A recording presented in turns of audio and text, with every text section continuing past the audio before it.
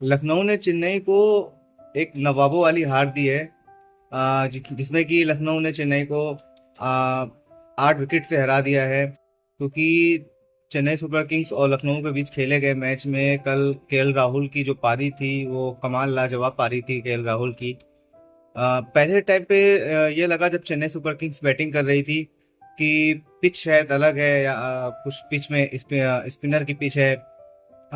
Bowlers को काफी ज्यादा मदद है, बैट्समैन के लिए स्ट्रगल हो रही है। पहली पारी में ऐसा लग रहा था जब चेन्नई सुपर किंग्स से बल्लेबाज कर रहे थे। 95 रन पर 5 विकेट थी चेन्नई की। हालांकि इस मैच में जो है धोनी की अच्छी बैटिंग देखने को मिली हम लोगों को, जिसके चलते कि आखिरी में 9 गेंदों में 28 रन बना करके एक सम्मानजनक स्कोर तो चेन्नई ने बना दिया था। लेकिन जब दूसरी इनिंग में राहुल की बल्लेबाजी देखने को मिली तो ऐसा लगा कि ये पिच वो पिच नहीं है जिसमें चेन्नई सुपर किंग्स पहले खेल रही थी।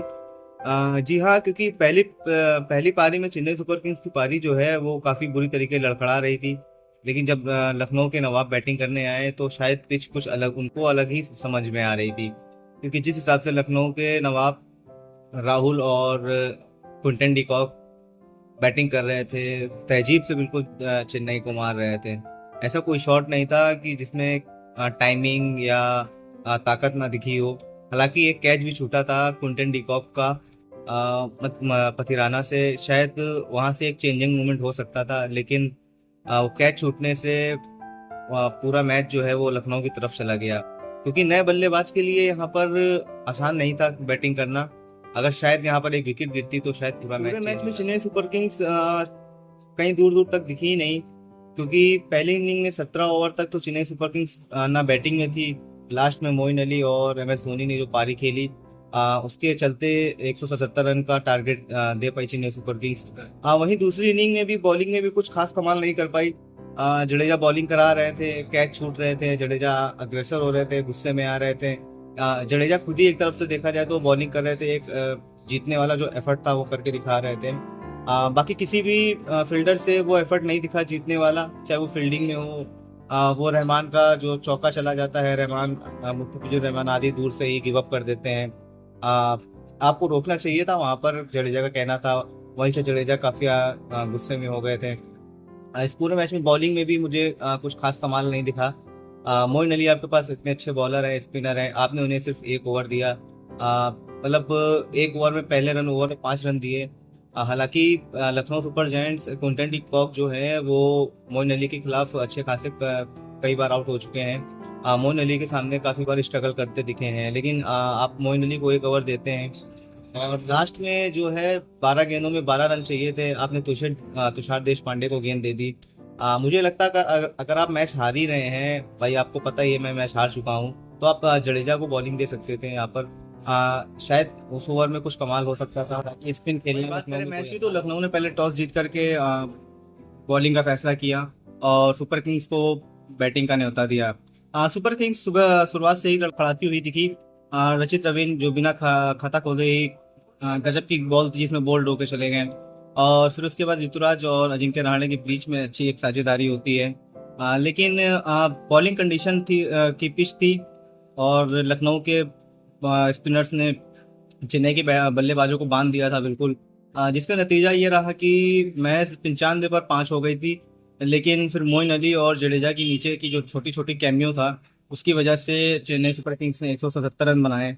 और लास्ट में धोनी ने जो मारा है, 45 साल की उम्र में भी इतना गजब की फिटनेस से आए हैं और खड़े खड़े छक्के दिखा रहे थे। कमाल की कप्तानी है, कमाल की बैटिंग करी है यहाँ पर। और जिसके जवाब में फिर उसके बाद जब चेस करने उतरी लखनऊ की टीम, तो जो ऐसा लगा कि ये पिच वो नहीं है जिसमें चेन्नई सुपर किंग्स लखनऊ की टीम शुरुआत से ही केएल राहुल एक जिम्मेदारी और समझदारी से खेल रहे थे। हालांकि पिछले कुछ मैचों में उनका रन रेट, स्ट्राइक रेट जो है वो काफी कम था, लेकिन इस मैच में वो अलग ही दिखे और क्विंटन डिकॉक के साथ अच्छी ओपनिंग करी।